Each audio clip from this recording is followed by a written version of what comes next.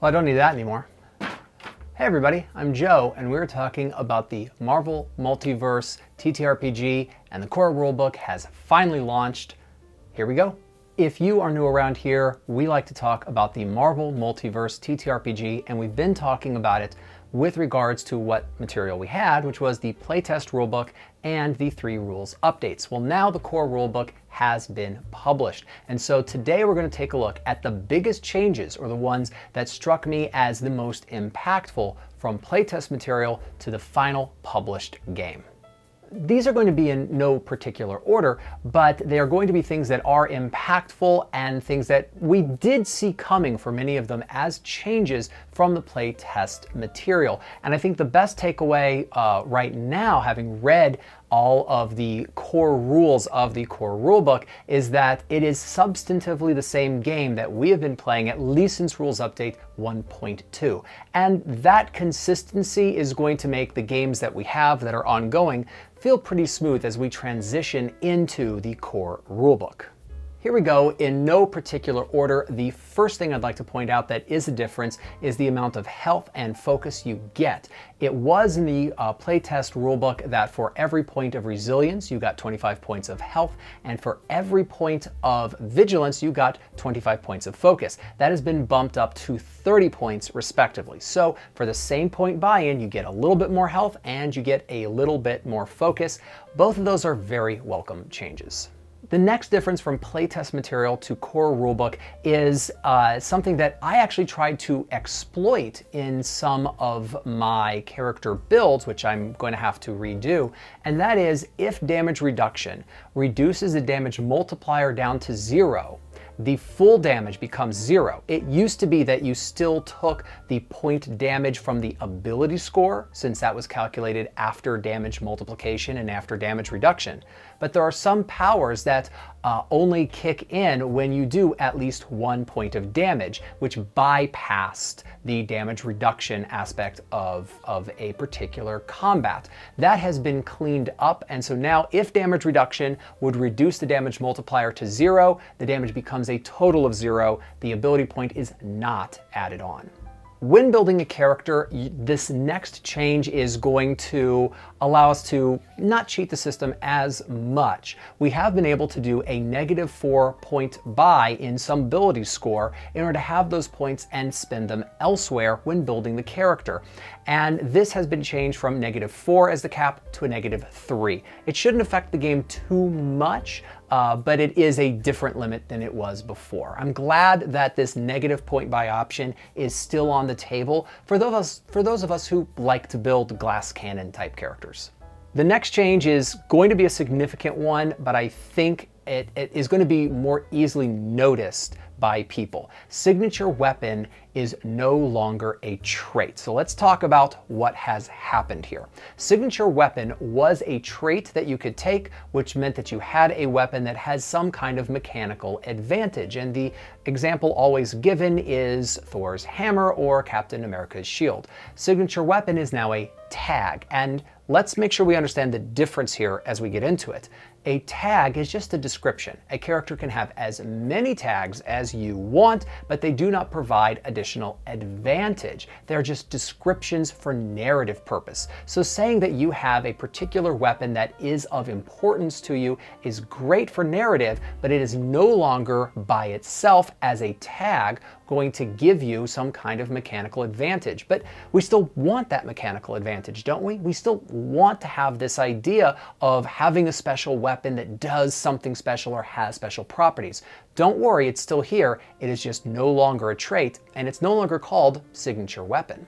Instead now, what was the signature weapon trait has been made a power, and it is inside of what is now called the basic power set, which used to be called utility powers. It is called iconic weapon, and just as before, it leaves the interpretation of the power open to the player and the narrator's interpretation, saying that your weapon has some kind of special property to be determined between you and your narrator. So it still is here, the name has changed, it is now a power for you to take, not a trait.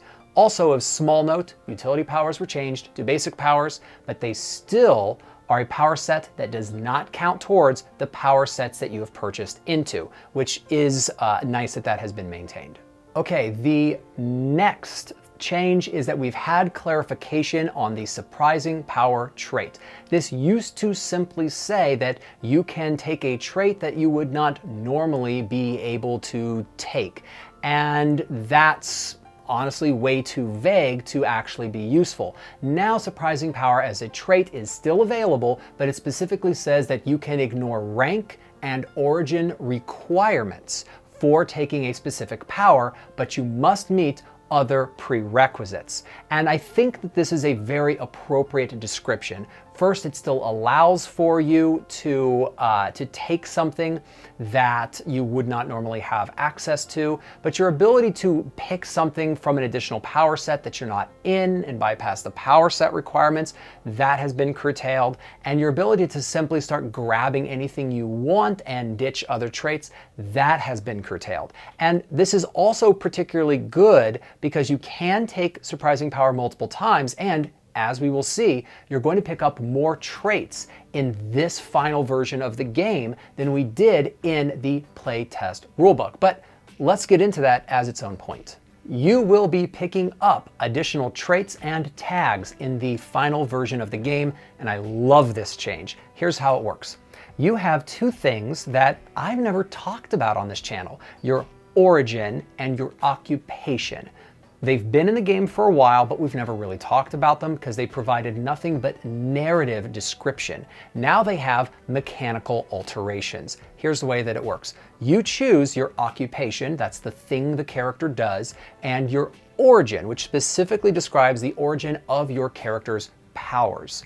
And each one of these decisions carries with it tags, traits, and possible powers.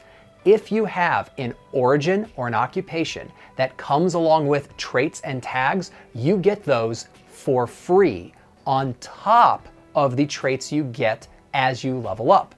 That has, by the way, been maintained. You get one trait per each rank obtained, but you will have more than just those up to 6 traits. You'll get some from occupation and origin, and some potentially from powers, but more on that in a minute. Right now, what we want to talk about is that as you pick up an origin and an occupation, it will come with traits and tags, and they might come with powers. But the core rulebook does specifically state, if you want these powers that go along and coincide with this occupation or this origin, they are not free, they are not additional, they still count towards your powers that you get at various ranks. So you might take them, you might not, but this does give you a built-in way of having thematic and flavorful powers that are recommended to help you build your character, and I like that. It's a nice little assist. The next change is that you might have more ability points or more traits than you otherwise thought that you would. I love this as a change. Specifically, if you decide, you know, I could take this many powers this rank, but I don't need all of them, I'm going to not take one of my available powers.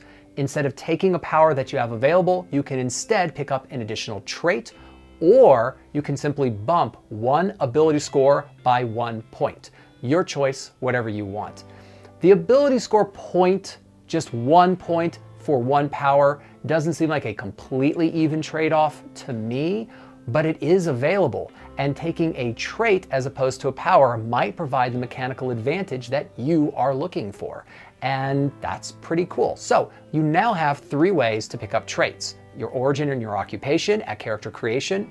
You get 1 trait per each rank obtained, and you can forego a power in order to pick up a trait. You're going to be picking up more traits in this game, and I think that's going to help build a flavorful and unique character for you as the player. I love that. Here's something that should be of no surprise. Attack stance has been modified and clarified, and we really needed this. If you don't know the history behind this, attack stance is arguably the most overpowered thing in the playtest rulebook. It was an easy action to go into your attack stance, which is a power in the martial arts power set.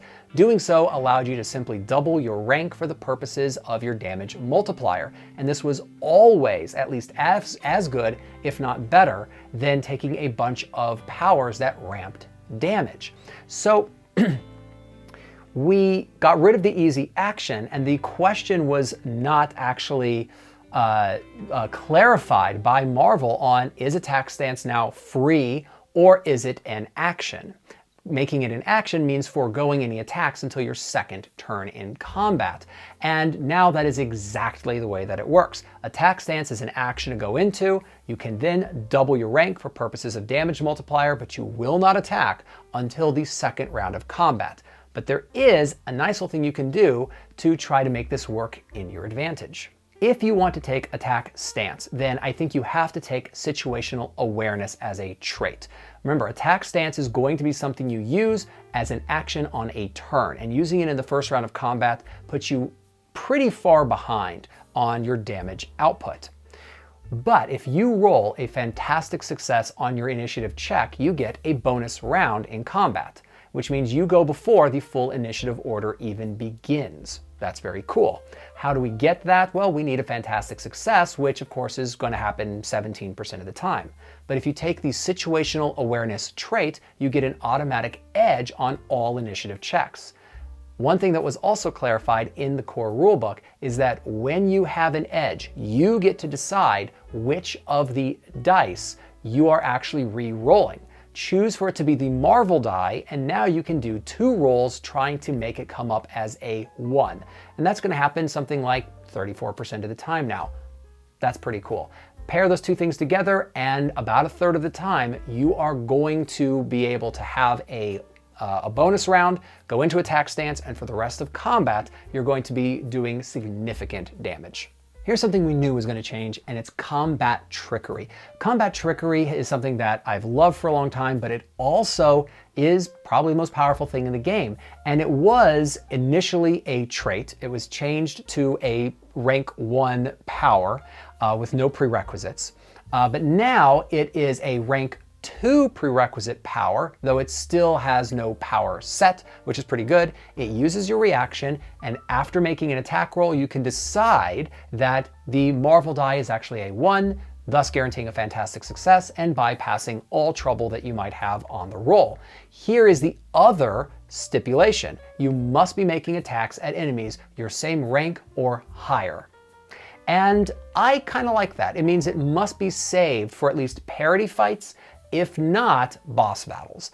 And that's good. So it feels like something you only do when going up against someone really tough, and it pares down how often you can use it, and it means you must be rank 2 to take it. All of these feel appropriate to me, and it still is a great power. You should still look at taking it. Here's another change, and this one is something that's been removed very quietly. In the rules update, additional reactions were added, and one of them was Retaliate, allowing you to utilize your reaction to make an attack on somebody that just attacked you, thus doubling the number of attacks that just about anybody could make. And this slowed down the pace of combat pretty substantially.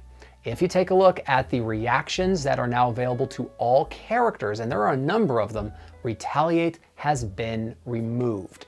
This is probably a really good thing, because if you want to have interesting reaction abilities or reactions to take, you must take them as powers. And spoiler alert, as you take a look at the powers inside of the core rulebook, there are a lot of really good reactions. And we still have the ability to take combat reflexes and have 2 reactions per round of combat. So you can still utilize a lot of reactions, as I did in the Retort character build, which I'm going to have to redo because I utilized Retaliate. But this ability to simply double the number of attacks that you make with no real loss to action economy, that has been removed. Next thing that I want to talk about that is a major difference is the powers that you get. This is substantively different. It used to be that if you went into a new power set, then you got 3 powers at that rank. If not, you got 4. Both those numbers have been bumped by 1. So you get at least 4 powers for a new rank, 5 if you do not go into a new power set. That's really good, but we've also had to change to the descriptions of power sets. It used to be in the original playtest book that power sets granted a boost to your ability score cap, and this was not altered in subsequent rules updates, and I made a video talking about how that makes it actually kind of difficult to understand what we should be doing. All of that has been dismissed. You go into a new power set, you have access to the powers in the feat chain. Great. Don't go into a power set, you get an additional power. Does that combine with your ability to expend a power to pick up a new trait? Absolutely it does. And so this means every character is going to have more powers than they did before, and going into a new power set doesn't start creeping up your ability score point buy in ridiculous ways like it kind of was implied to do before. It's simpler, it's cleaner, and it makes characters have more variety in powers. Love it. Last thing that's worth mentioning is that we now have a clarification on what is effectively the short rest mechanic from other TTRPGs, and it is expending a point of focus to either heal health or focus. Here's how it works. You must choose to expend a point of karma for either a health recovery or a focus recovery. You cannot do both with the same point of karma. This takes an action if you are in initiative order to do. When you decide to do that, if it is a health recovery check, you're going to roll a resilience check. If it is a focus recovery check, you roll a vigilance check. The math that you do on this is exactly like an attack roll. You're trying to beat a target number of 10. Once you know that you have passed a target number of 10, you take the total value of your roll, not just the Marvel die, the total value of the roll, and multiply it against your rank. That is the total number of hit points or focus that you recover. As I said, this takes an action to do and 1 point of karma, but it only takes an action for the recovery. Here are the pros and cons. The pro is that unlike in other games, this essentially short rest mechanic only takes an action to do. We don't need to think about an hour outside of combat for this to take place. That means that the pace of an adventuring day can continue. This also solves the problem with short rest mechanics in other games where you could effectively do this indefinitely. Here, that is not possible. In this game, you can only do a number of recoveries equal to the karma that you have from that day. And that limits the amount of recovery that you can do, which I think is totally appropriate. This is a good recovery and short rest mechanic. I like it better than the short rest mechanics in other games. Works really well. But I have saved the biggest thing for last. This next thing, honestly, I am insanely stoked for. This was nowhere in the playtest rulebook. It was nowhere in the rules updates, but we now have something called team maneuvers. And I promise you, you are going to want to look at this. Here's the way they work. First of all, the team needs to actually figure out the maneuver. The game gives us mechanical set advantages to a team maneuver so that they are within a bounds of power, but the flavoring for how this works is entirely up to the table. I love this. It means that your group of players should sit down and talk in game about what kind of a maneuver they're going to devise, and then they get to do it in combat. The level of the maneuver is limited to the rank that they have obtained. There are 3 levels of maneuvers, and you can choose to do a maneuver of the one that is available to your rank or lower. And this also is going to limit doing way too powerful of maneuvers. Each level of maneuver costs a different amount of focus, with a maneuver for ranks 1 to 2 being 5 points of focus, a maneuver of ranks 3 and 4 being 10 points of focus, and a maneuver of rank 5 and 6 being 15 points of focus. Every single member of the team who participates in the maneuver must expend this focus. So it's not one big pool, it's every individual person spends it. You can only initiate a maneuver at the beginning of a round of combat, but it does not take an action on the part of any of the participants to actually engage in the maneuver, which is nice. You simply announce at the beginning of a round of combat, we're doing our maneuver. Maybe having some kind of fun catchphrase or some kind of team cheer that you do. All of that's fun flavoring to add in. But at the beginning of a round, the members of a team who must be within 5 spaces of at least one other member of the team, so within 25 feet, they announce we're doing the maneuver, and they narrate what the maneuver looks like. There are 3 types. There are offensive maneuvers, which are going to add to your damage output.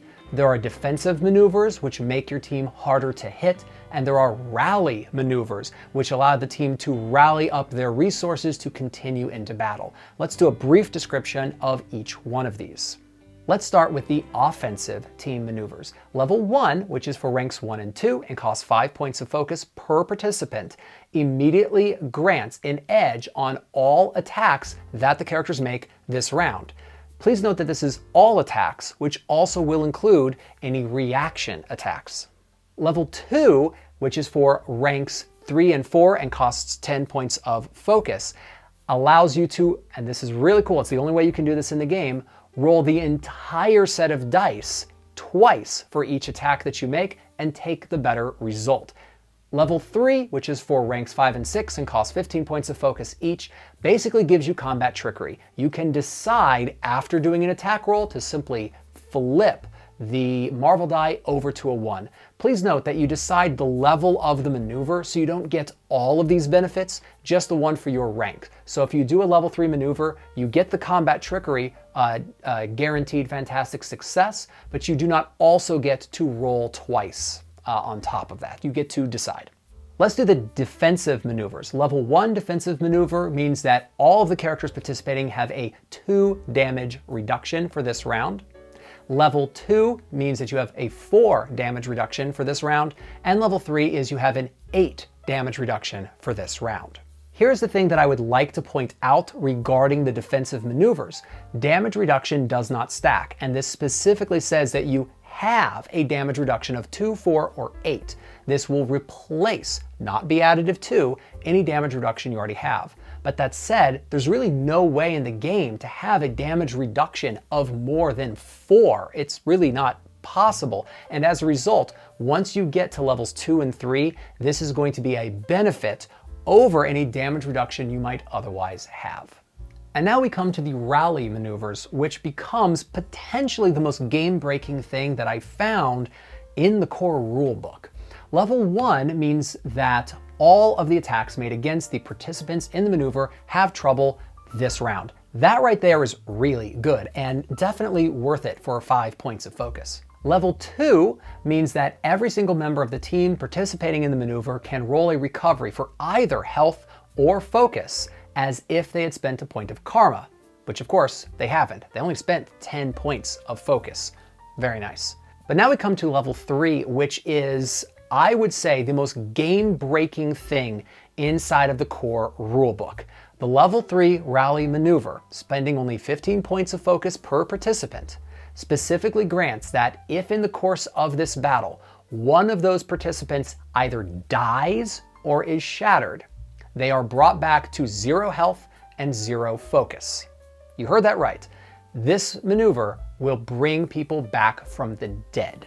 I think I'm going to have to do a whole video just on team maneuvers because it is a great idea and it is highly encouraged for a team to think about this and to actually create maneuvers and to describe them. The role play potential, the narrative potential off of team maneuvers is my favorite thing in the core rulebook. So read it, check it out, team maneuvers. Anyway, I love them, and I think that there's a lot of flavor here. That is my video on the biggest changes from playtest rulebook to core rulebook. I have a bunch of videos to produce as I talk about building characters in the new system, as I talk about redoing videos on how karma and ability points work. So bunches of stuff that I've got to do in addition to the other videos that I want to produce. Have you bought the core rulebook? Are you excited about it? What stuff that you really are enjoying in it? I would love to hear in the comments below. And until then, may your games be awesome. I'll see you later.